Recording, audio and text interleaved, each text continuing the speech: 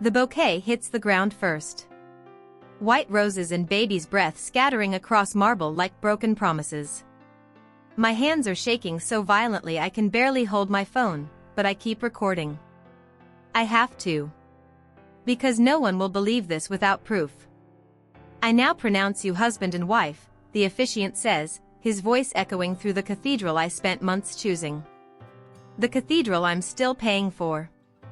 Ryan lifts Sophia's veil, my veil, the one I bought with my grandmother's ring money, and kisses her with the same passion he used to kiss me. The same way he kissed me 3 months ago when he promised me forever. My sister's wedding dress cost $8,000. I know because I saw the receipt in her purse yesterday when I was helping her get ready. The same purse where I found the bank statements showing withdrawals from our joint account. The same account Ryan swore he hadn't touched. The guests are cheering. My guests. Our friends, our family, everyone who called me crazy when I tried to tell them the truth. Everyone who said I was just being paranoid, jealous, bitter. Sophia looks so beautiful, Aunt Marie whispers behind me, dabbing her eyes. And Ryan's so handsome. They're perfect together. Perfect. They're perfect with my money, in my venue, wearing clothes I paid for, surrounded by people who chose them over me. Sophia catches my eye across the aisle. For one moment, just one, her smile falters. She knows I know. She knows I figured it out. But then she grins wider, tilts her head, and mouths 2 words that make my blood turn to ice. Thank you. That's when I realize the truth isn't just that they betrayed me. The truth is they planned this from the very beginning. 6 months earlier, I thought I had finally figured out the secret to happiness. It was Tuesday morning, and I was making breakfast for 3. Scrambled eggs for Ryan because he hated them runny. Toast cut diagonally for Sophia because she'd been eating it that way since she was 5. Black coffee for me because I needed the caffeine after staying up late reviewing wedding vendor contracts. You're humming again, Ryan said, wrapping his arms around my waist as I stood at the stove. His chin rested on my shoulder, and I could smell his aftershave, the expensive kind I'd bought him for his birthday. Am I? I leaned back into his warmth. These morning moments felt like stolen treasures. Ryan owned a small consulting firm that kept him busy, and I worked as an operations manager at a marketing company. Our quiet breakfasts together were sacred. The wedding song, Sophia chimed in, bouncing into the kitchen in her paint-stained pajamas. Even at 26, she still looked like a college student. She's been humming it last 4 weeks. Because it feels true, I said, plating their eggs. After everything we've been through, it finally feels like all the pieces are falling into place. Ryan squeezed me tighter. 5 months until you're Mrs. Patterson. The name still gave me butterflies. Valentina Patterson. I'd practiced writing it so many times the margins of my work notebooks looked like teenage diary pages. Sophia grabbed her toast and kissed my cheek. I still can't believe my big sister is getting married. Remember when you used to say you'd never trust anyone enough? I remembered.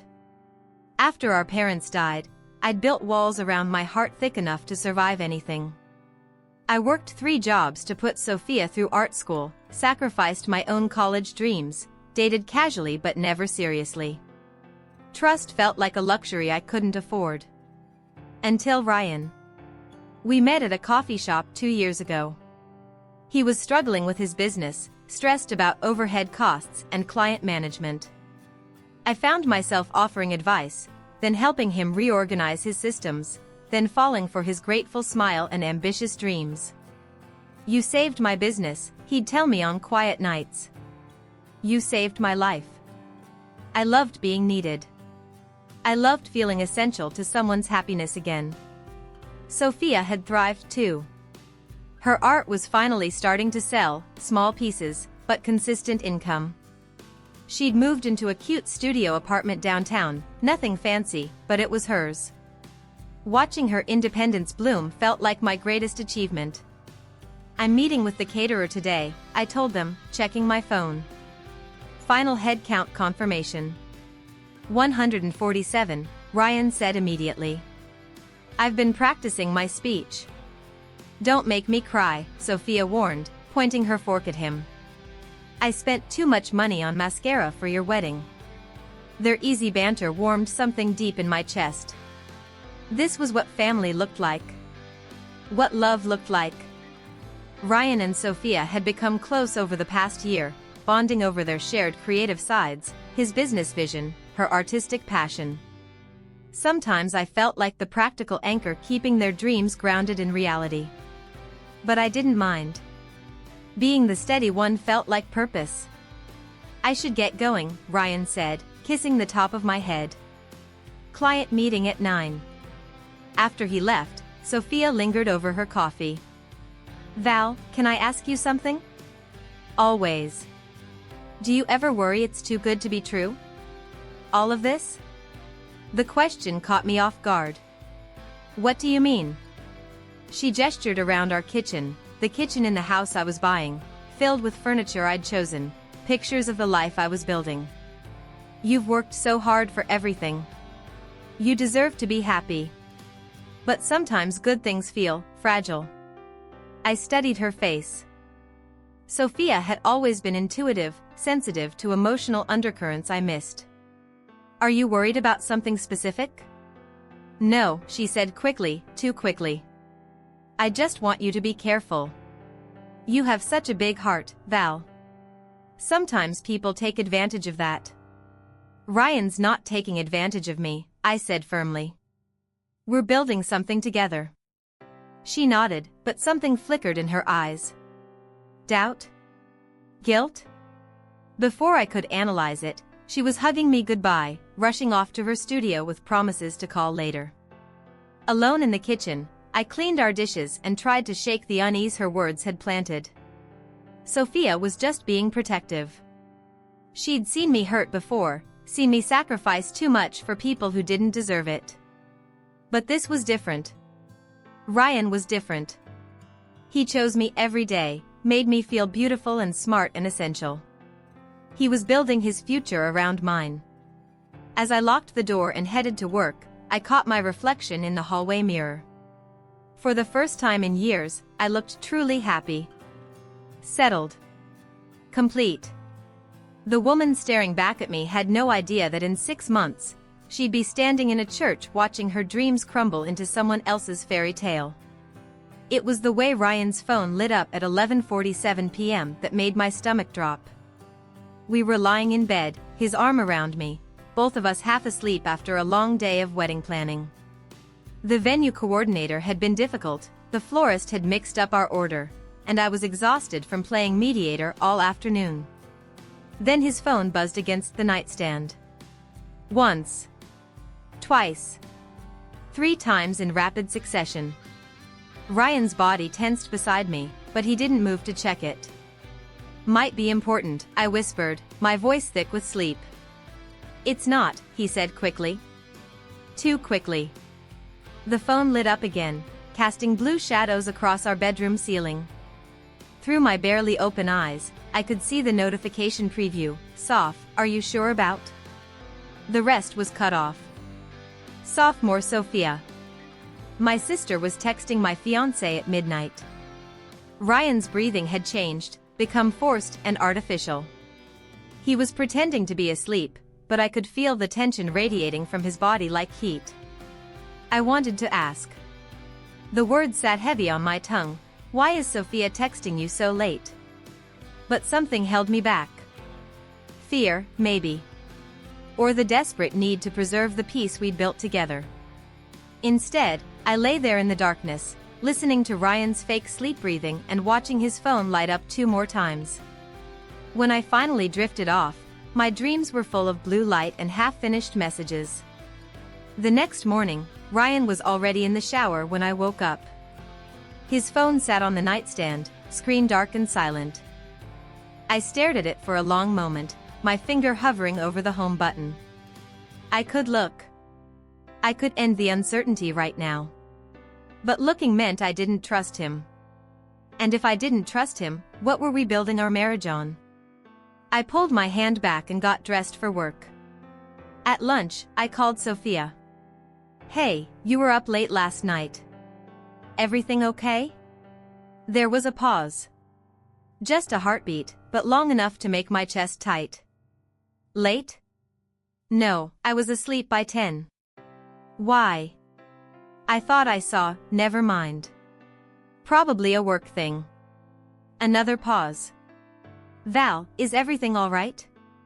You sound strange. Everything's perfect, I said, hating how the lie tasted in my mouth. But when I hung up, my hands were shaking. The key stuck in the lock like it always did, but today the small frustration felt like an omen. I'd left work early with a migraine, the kind that made fluorescent lights feel like knives.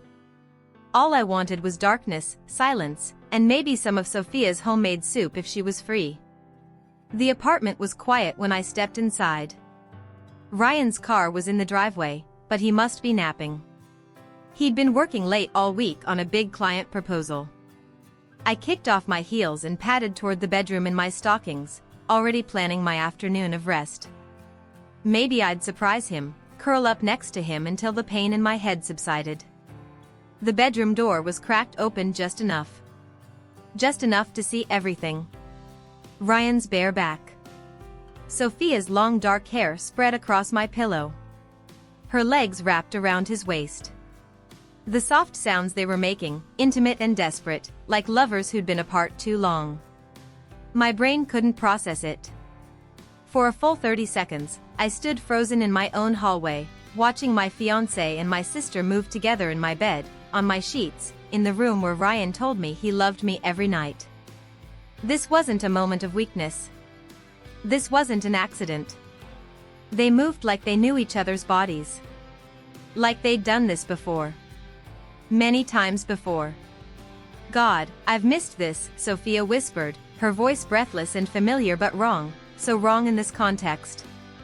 After the wedding, Ryan murmured against her throat, after we get access to her accounts, we won't have to pretend anymore. My legs gave out. I grabbed the doorframe to keep from falling, and the movement must have caught their attention because suddenly they were scrambling apart, grabbing at sheets, eyes wide with something that wasn't guilt. It was annoyance.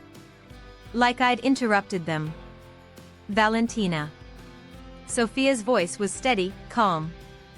She pulled my silk robe around herself, my robe, and looked at me with something that might have been relief. I guess we should talk. Ryan couldn't meet my eyes.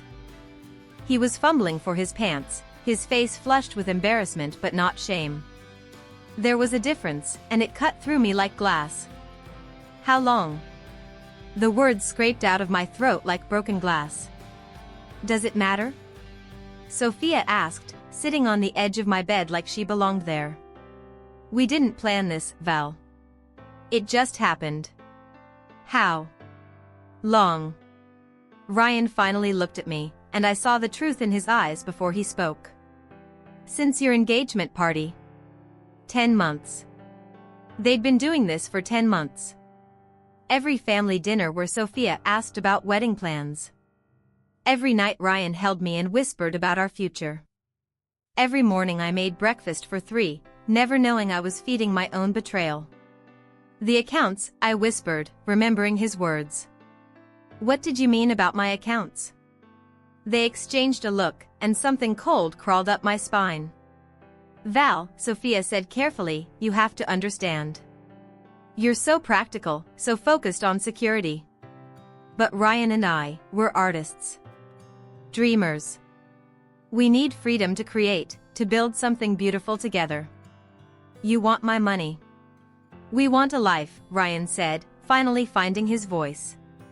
A life without constantly worrying about budgets and spreadsheets and 5-year plans. You've always been the responsible one, Val. Let us be the passionate ones. The migraine was gone, replaced by a clarity so sharp it hurt. You planned this. The whole relationship. The engagement. All of it. No, Ryan said quickly. I did love you. I do love you. But Sophia and I, what we have is different. It's It's real, Sophia finished. I'm sorry you had to find out this way, but I'm not sorry it happened. For the first time in my life, I'm choosing what I want instead of what's safe. I looked at them sitting there in my bedroom, wrapped in my sheets, planning their future with my money, and something inside me died. Not broke, died. The part of me that believed in goodness, in loyalty, in the sanctity of blood and love. But something else was being born in its place. Something cold. Patient. Calculating.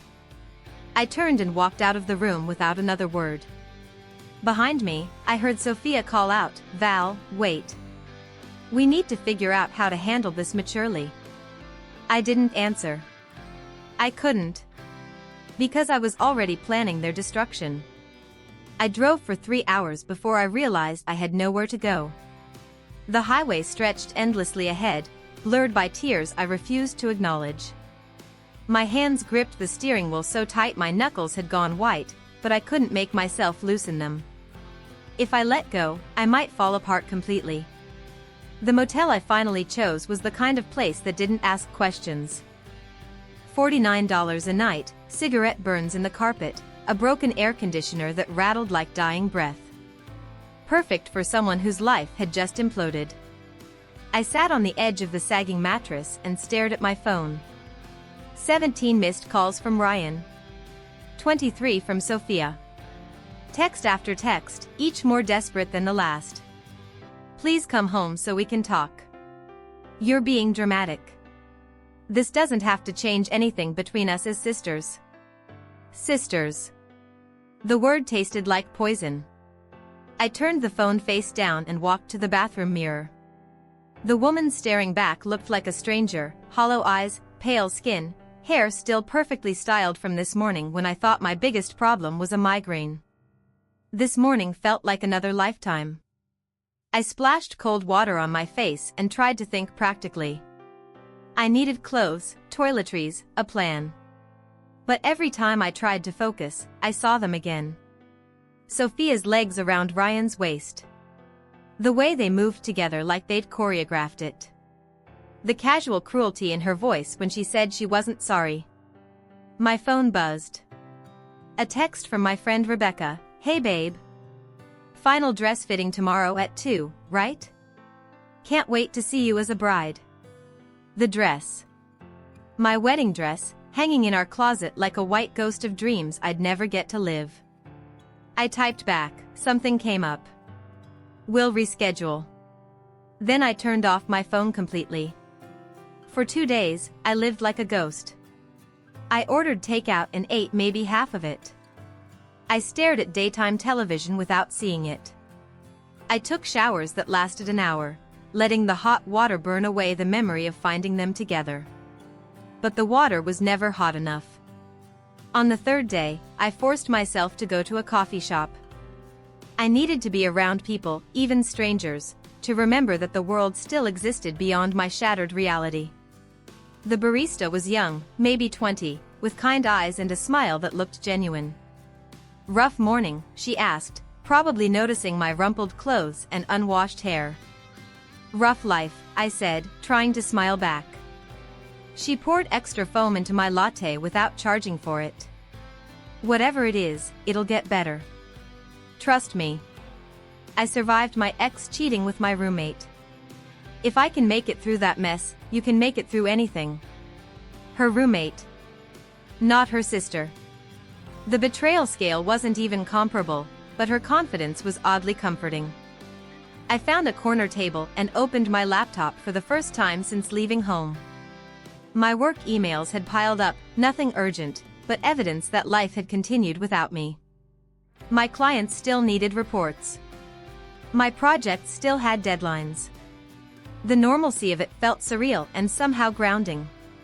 Then I opened a new browser tab and did something that surprised me. I Googled financial revenge tactics. Not because I had a plan. Not because I was ready for war.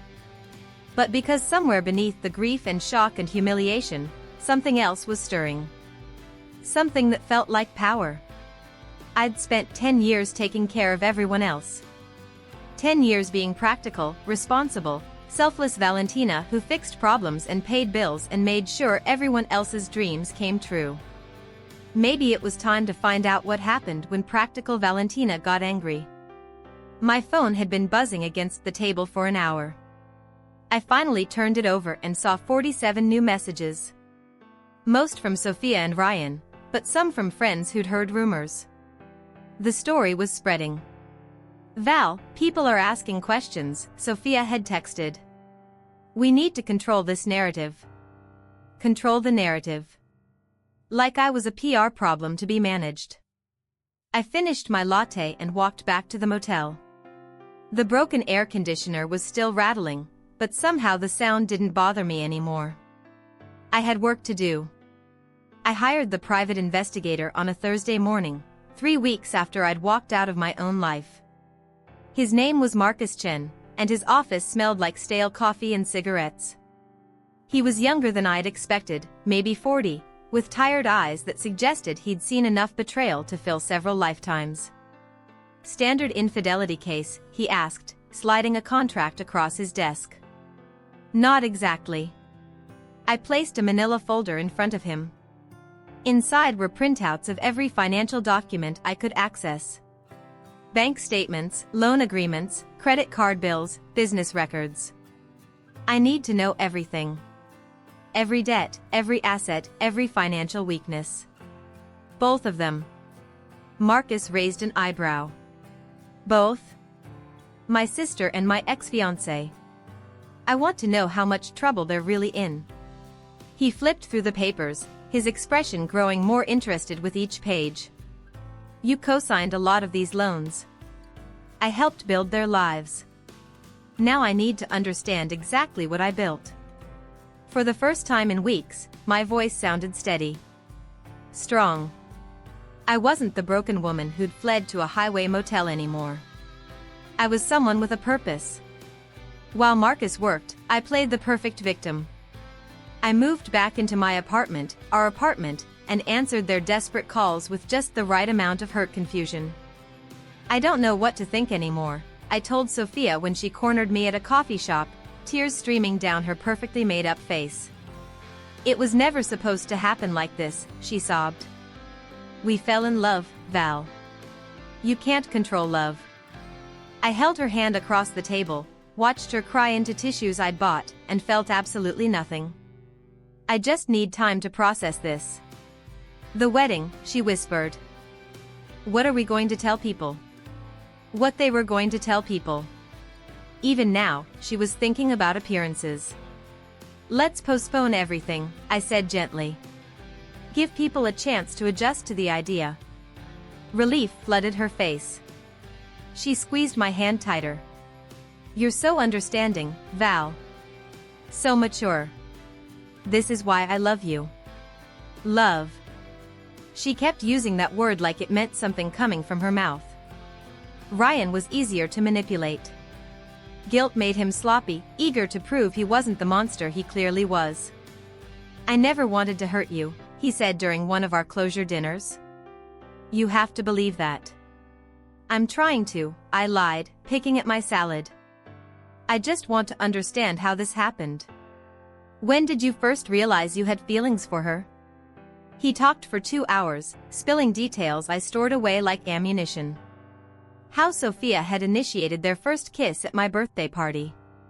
How they'd been meeting at the art studio I was helping her pay for. How they'd planned to wait until after our wedding to be together properly. "After we were married?" I asked, my voice perfectly calm despite the rage burning in my chest. "We thought." He looked ashamed, finally. "We thought it would be easier. Financially. For everyone. Easier. They'd planned to steal my life savings and call it love." Marcus called me with his preliminary findings on a rainy Tuesday evening. "Your sister's in deeper trouble than she knows," he said without preamble. 3 maxed-out credit cards, 2 months behind on her studio rent, and those student loans you co-signed? She hasn't made a payment in 6 months. I wasn't surprised. "And Ryan? His business is hemorrhaging money.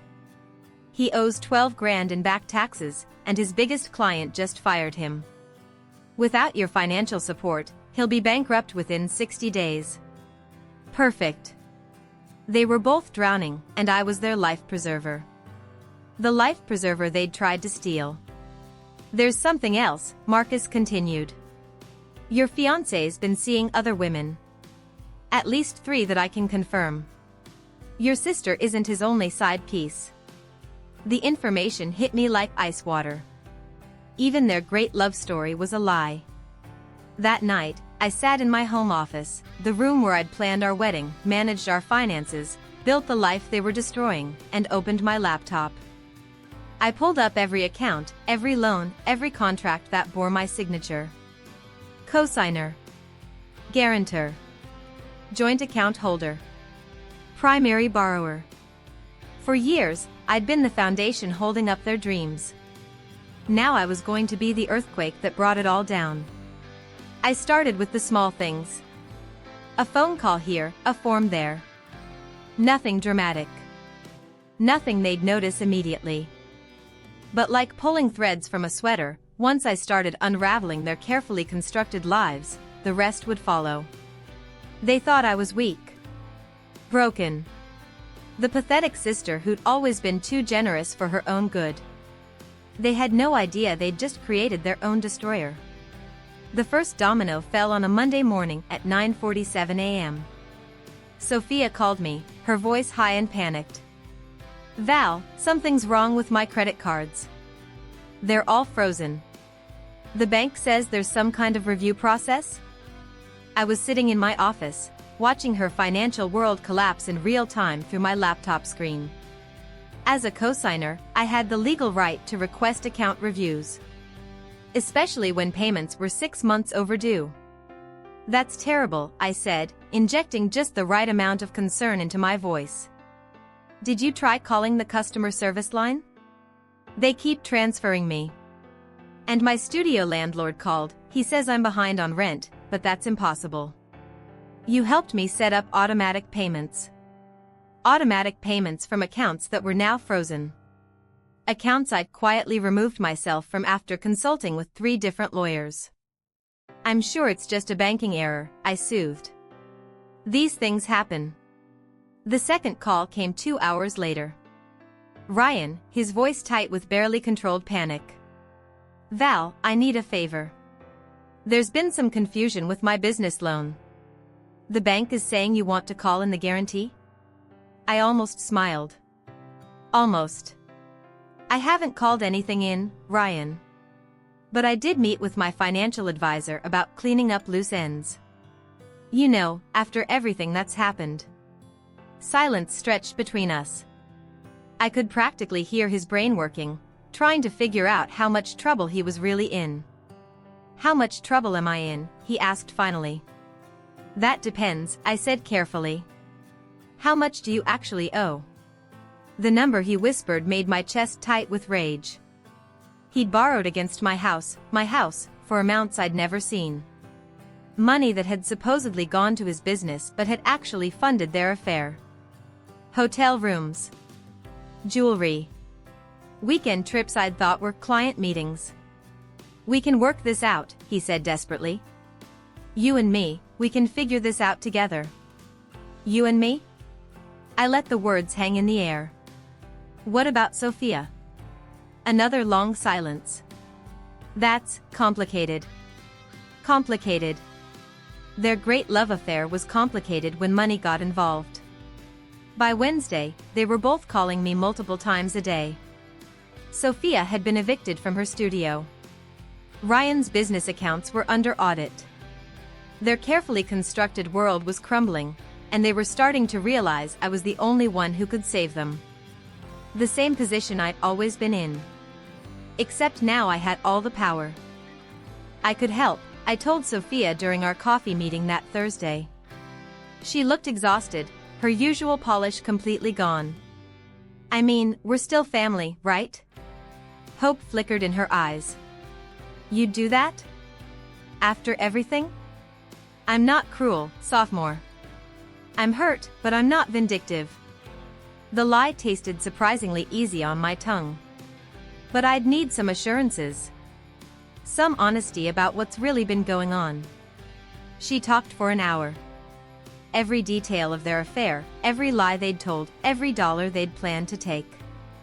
She confessed it all, thinking she was earning my forgiveness. I recorded every word. That night, I sat in my bathroom and stared at myself in the mirror. The woman looking back had sharper eyes than before. Harder edges. When had I become someone who could lie so easily? Who could watch people I'd once loved destroy themselves and feel nothing? Am I becoming like them? I whispered to my reflection. But then I thought about Sophia's hand on Ryan's back in my bed. Her voice saying she wasn't sorry. Ryan's casual discussion of my money like it was already his. No. I wasn't becoming like them. I was becoming something much more dangerous. Someone who learned from their mistakes. Friday evening, Marcus called with the final piece of information I needed. Your boy Ryan's been busy, he said. 3 other women, just like I thought. But here's the interesting part, one of them is married to Daniel Morrison. Daniel Morrison. One of the wealthiest developers in the state. A man known for his ruthless business practices and his absolute devotion to his wife. Does Mr. Morrison know about his wife's extracurricular activities? I asked. Not yet. But I have photos. I closed my eyes and felt the last piece of my old self slip away. Schedule a meeting with him. It's time Mr. Morrison learned the truth about the man who's been sleeping with his wife. The power shift was complete. They just didn't know it yet. The wedding venue looked smaller than I remembered. I sat in my car across the street, watching the chaos unfold through my windshield. 20 guests maximum, huddled under a sagging white tent in Sophia's friend's backyard. No flowers. No photographer. No dignity. My phone buzzed with a text from Marcus. Morrison's lawyers served Ryan an hour ago. Adultery lawsuit. He's being sued for $250,000. I smiled and kept watching. Sophia looked desperate in her discount wedding dress, wrinkled, too big, clearly a last-minute purchase. Ryan fidgeted beside her in a suit I recognized from his business presentations. The same suit he'd worn when he'd promised me forever. The justice of the peace was rushing through the ceremony like he had somewhere better to be. Then Ryan's phone rang. Right there, during the vows, his phone rang. He glanced at it, and his face went ash gray. I have to take this, he said, stepping away from his bride. Sophia grabbed his arm. Ryan, we're getting married. It's important, he hissed, shaking her off. The guests murmured. Sophia stood there alone, bouquet trembling in her hands, watching her groom pace away from their altar. I rolled down my window to hear better. What do you mean, cease and desist? Ryan's voice carried across the yard. I don't understand, adultery? You can't sue someone for adultery. Apparently, Daniel Morrison disagreed. Sophia stormed over to him. What is going on? Nothing. It's just. He looked around at their pathetic gathering. There's been some kind of mistake. What kind of mistake? Ryan's phone buzzed again. Then again. His face grew paler with each notification. That's when Sophia's phone started ringing. She looked at the screen and frowned. It's my bank. Don't answer it, Ryan said quickly. Why not? Just don't. But she was already swiping to accept the call. I watched her face change as she listened. Confusion. Then understanding. Then pure, raw fury. What do you mean, cosigner removal? What do you mean, loan default? The wedding guests were staring now. Someone's aunt whispered loudly, is everything all right? Sophia hung up and turned on Ryan like a wild animal. You told me Valentina was helping us. You said she was going to transfer the money after the ceremony. She is. She will. This is just temporary. Temporary? Sophia's voice cracked. They're saying I owe $80,000. Immediately. We'll figure it out. We? She was screaming now. You told me you loved me. You told me I was the only one. Ryan looked around frantically, as if escape might materialize from thin air. Sophia, please, not here. Then where, Ryan? In my repossessed car? In the studio I can't afford? In the apartment I'm getting evicted from? That's when I got out of my car. I walked slowly across the street, my heels clicking against the pavement like a countdown. Every step felt deliberate, powerful. The entire wedding party turned to stare at me. I was wearing the black dress I'd bought for their engagement party. The one I'd worn the night Sophia gave her beautiful speech about how happy she was for me. Hello, Sophia, I said calmly. Ryan. Ryan couldn't look at me. Sophia's face cycled through a dozen emotions before landing on desperate hope. Val. Thank God you're here. There's been some terrible mistake with the banks. No mistake, I said simply. The silence that followed was deafening. Sophia blinked. What? I said no mistake. I removed myself from your loans. All of them. You're adults now. Time to handle your own finances. But. Her voice was small, childlike. You can't do that. We're family. I looked at Ryan, who was still staring at his phone like it might save him. How many other women, Ryan? His head snapped up. What? Simple question. How many other women were you seeing while you were planning our wedding? Sophia turned to him slowly. Other women? It's not what you think. Answer the question, I said, my voice cutting through his stammering. Ryan's mouth opened and closed like a fish. Around us, the wedding guests watched in fascination and horror. 3, he whispered finally.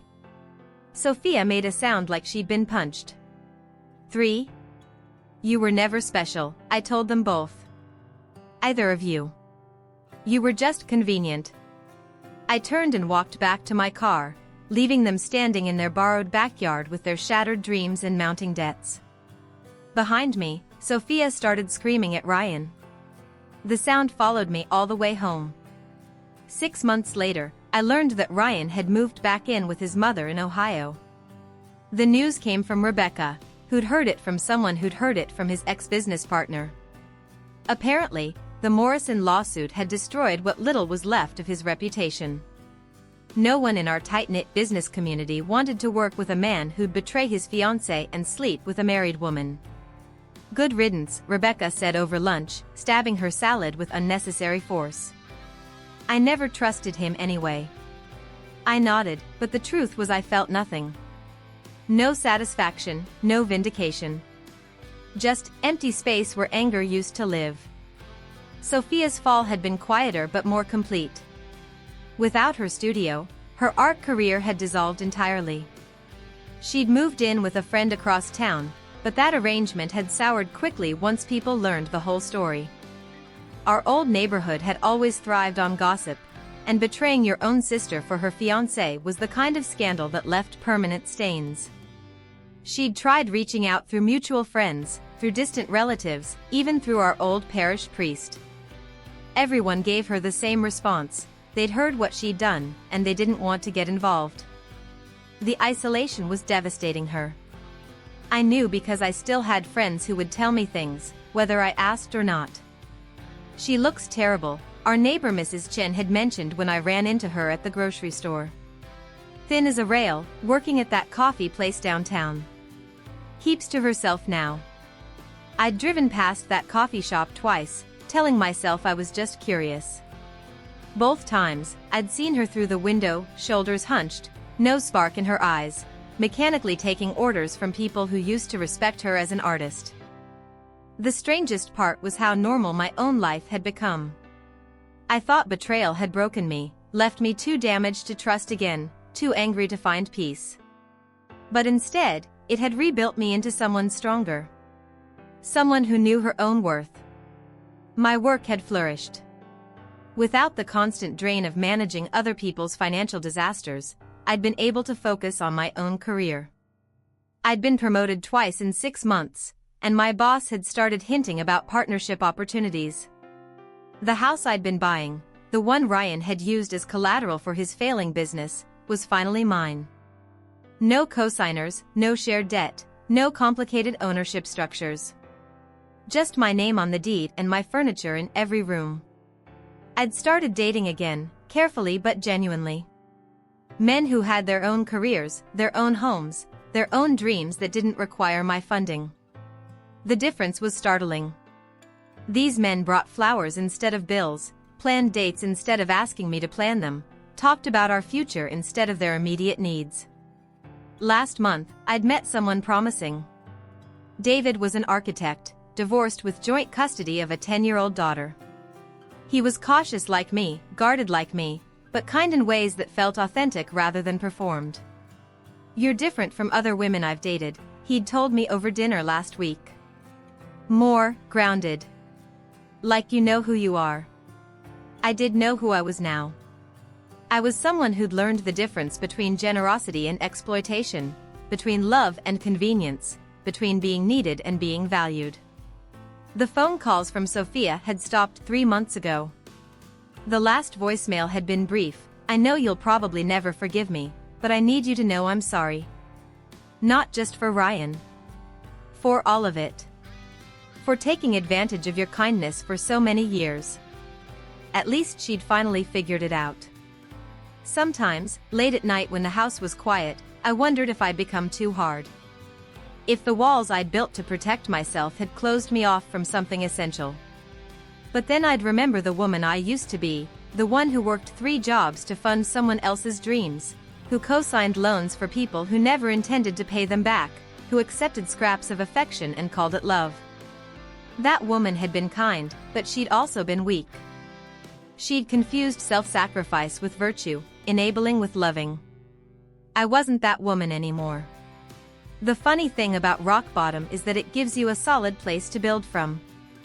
And what I'd built was a life that belonged entirely to me. A life no one could steal. 3 years later, I was standing in a different wedding dress, in a different church, watching a different man's face light up as I walked down the aisle. David waited for me at the altar, his daughter Lucy beside him as our flower girl, both of them beaming like I was the answer to prayers they'd been too afraid to make.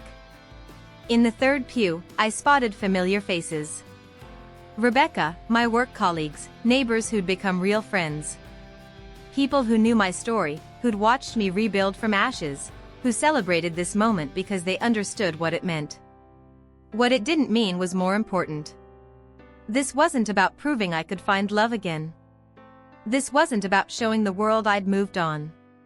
This wasn't even about forgiveness or closure. This was about choosing joy after learning the difference between being wanted and being valued. As David took my hands, I caught a glimpse of movement in the back of the church. A figure in a dark coat, slipping out through the heavy wooden doors. For just a moment, I thought it might be Sophia. But when I looked again, the doorway was empty. It didn't matter anyway.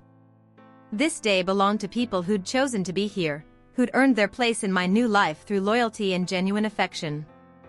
"Do you, Valentina, take David to be your husband?" "I do," I said, and meant it with a wholeness I'd never felt before. When we kissed, the applause echoed through the cathedral like thunder. Lucy threw rose petals that caught the afternoon light streaming through stained glass windows. As we walked back down the aisle together, I thought about the woman who'd stood in a different church 3 years ago, watching her dreams shatter in real time. That woman thought betrayal was the end of her story. She had no idea it was actually the beginning. Sometimes the worst thing that happens to you turns out to be the best thing that ever happened to you. You just have to survive long enough to see the difference.